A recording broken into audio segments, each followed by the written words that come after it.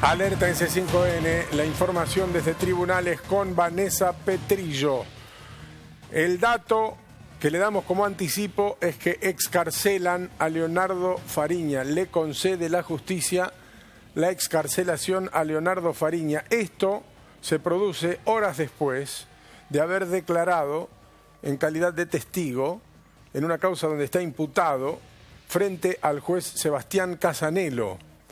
Los dichos periodísticos, porque hay secreto de sumario, indican que habría aportado valiosa información y hubo confirmaciones y desmentidas si efectivamente se acogió a la posibilidad de declarar como testigo protegido dentro del programa del arrepentido que existe para los casos de lavado de dinero. La realidad es que acaban de confirmar un dato que evidentemente rompe la tarde. Solo quería agregar que hace 2 días se había solicitado de manera urgente que lo protegiesen, que él temía por su integridad física.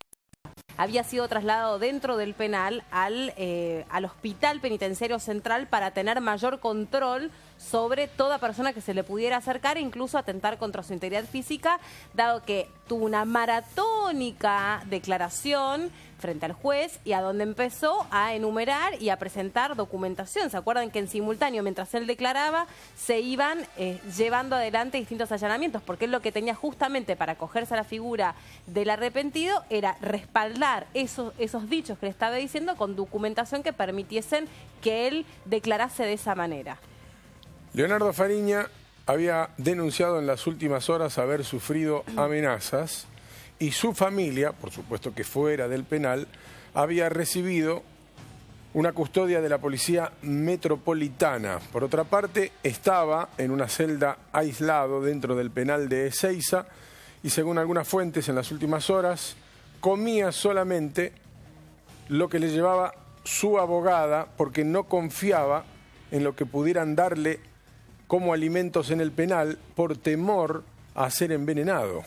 De hecho, hubo un día donde su abogada no pudo acercarse y durante todo ese día no ingirió alimentos. Dentro de su declaración, del escrito que presenta Casanelo, se destacan algunas cuestiones muy importantes que luego lo hacen poner a él en el ojo de la tormenta y a reclamar o a requerir mayor seguridad. Por ejemplo, explicó en este escrito que le presenta Casanelo que existía una estructura para la adjudicación fraudulenta de obra pública que involucraba al Ministerio de Planificación Federal, a la Cámara Argentina de la Construcción y a la CIGEN, entre otros organismos, y que favorecían a las empresas de Lázaro Báez y también de Carlos Wagner.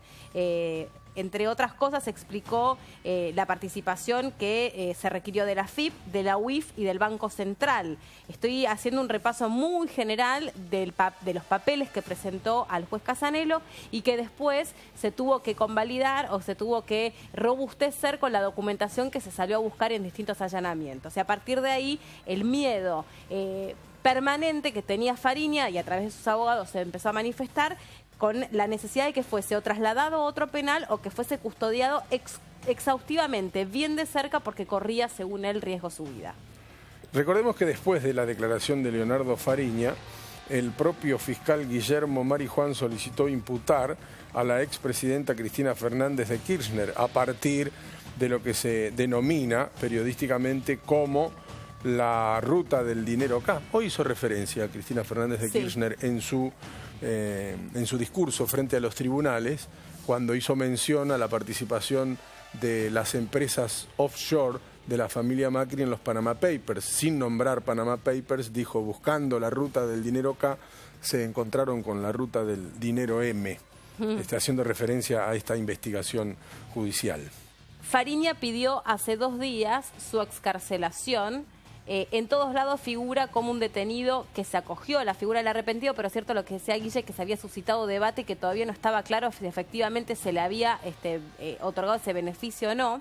Pidió su excarcelación al Tribunal Oral Federal número 1 de La Plata y también a la Cámara Federal de Casación Penal en el marco de la causa en la que estaba preso por evasión tributaria agravada. El pedido fue realizado por la abogada de Fariña, Giselle Robles, ante el tribunal porque esa causa de evasión ya fue elevada a juicio. Además, fue imputado en esta misma causa, después de la declaración de Fariña, el financista Ernesto Clarence. Todos, en su momento, deberán comparecer ante el juez Sebastián Casanelo, que lleva adelante la causa.